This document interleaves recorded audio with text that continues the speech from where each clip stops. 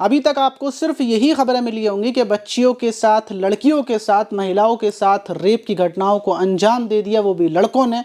लेकिन आज की घटना बिल्कुल अलग है, क्योंकि एक 16 साल की लड़की ने ही एक 10 साल के बच्चे के साथ इतनी बेरहमी से रेप किया कि उसके बाद जो घटना होती है, जिसको सुनने के बाद पुलिस ही क्या हर कोई दंग रह जाता है। लेकिन बड़ा सवाल ये था कि उस लड़की ने, जो नाबालिग थी, उसने बच्चे के साथ कैसे रेप की घटना को अंजाम दिया। यकीनन आपको ये कहानी सिर्फ झूठी लगे, ये घटना सच्ची ना लगे, लेकिन ये सच्ची है।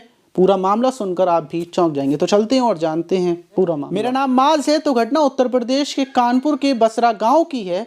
27 तारीख की दोपहर गांव के अंदर सारे बच्चे खेल रहे थे और वहीं पर जब गांव के लोग देखते हैं कि एक 10 साल का अयान जो रोता हुआ, चिल्लाता हुआ भाग रहा है, लेकिन उसके नीचे पैंट नहीं है और जो वो खून में तरबतर है, वो उसका नीचे गुप्तांग पूरा खून से तरबतर हो रहा है, खून टपक रहा है और वो इतने दर्द भरे तरीके से चीख रहा है कि उसकी चीखें सुनकर उस लोग उसकी तरफ जाते हैं कि आखिर अयान की ये क्या हुआ।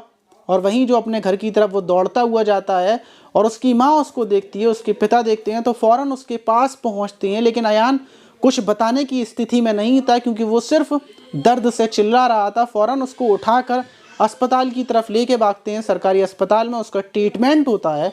डॉक्टर्स जब उसके गुप्तांग प्राइवेट पार्ट को देखते हैं तो लग रहा था कि किसी ने उसको हाथ से पकड़कर या नाखून से या किसी धारदार चीज़ से उसको नोचा है, जिसकी वजह से उससे खून निकल रहा था। और डॉक्टर्स फ़ौरन अयान से पूछते हैं कि ये सब कैसे हुआ, लेकिन अयान दर्द से कर रहा था। तो थोड़ा आराम होने के बाद फ़ौरन जो उसके माता पिता थे वो पुलिस को भी फ़ोन कर देते हैं, क्योंकि देख कर ही लग रहा था कि किसी ने अयान के साथ हैवानियत की है, दरिंदगी की है।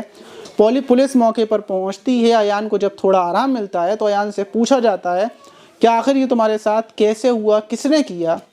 तो अयान बताता है कि मैं वहीं पर खेल रहा था अपने दोस्तों के साथ, लेकिन थोड़ी ही दूरी पर जो नेहा दीदी रहती हैं वो मुझे बुलाने के लिए आती हैं। वो मुझसे बोलती हैं कि अयान थोड़ा सा काम है, आओ ज़रा घर पर चलो। तो मैं सोचता हूँ कि दीदी हैं, मेरी बड़ी दीदी हैं और वो किसी काम की बोल रही हैं, तो वो काम मुझे करना चाहिए। मैं उनके साथ घर पर चला जाता हूँ, लेकिन घर उनका पूरा खाली था और वो मुझे ले जाकर गंदी गंदी हरकतें मेरे साथ करने लगती हैं। करते करते जब मैं उनका मना करता हूँ, वहाँ से भागने की कोशिश करता हूँ, तो वो गेट को बंद कर देती हैं और डंडा उठाकर मुझसे बोलती हैं कि अगर तुम यहाँ से भागोगे तो मैं तुम्हें इस डंडे से मारूंगी। लेकिन मुझे लगता है कि शायद ये मजाक कर रही हैं, ये भला मुझे क्यों मारने लगी, मैंने कौन सी ऐसी गलती कर दी है जो ये मुझे मारेंगी। लेकिन जैसे ही मैं बाहर जाने की ज़िद करता हूँ तो वो पूरी ताकत से मेरे डंडा मार देती हैं। मैं घबरा जाता हूँ और मैं उनसे बोलता हूँ ठीक है, मैं यहाँ से नहीं भाग रहा। और वो फिर मेरी जो पैंट थी उसको उतार देती हैं और मेरे साथ गंदी हरकतें करने लगती हैं। लेकिन जब मैं जो वो चाहती थी वो नहीं करता तो मेरे गुप्तांग पर वो नाखून से, और उनके पास कोई छुरी सी थी, वो मार देती हैं, जिसकी वजह से उसमें से खून निकलने लगता है। वो खून को देखकर इतनी घबरा जाती हैं कि फ़ौरन वो गेट खोलती हैं, मुझसे बोलती हैं कि जल्दी से अपनी पैंट पहनो।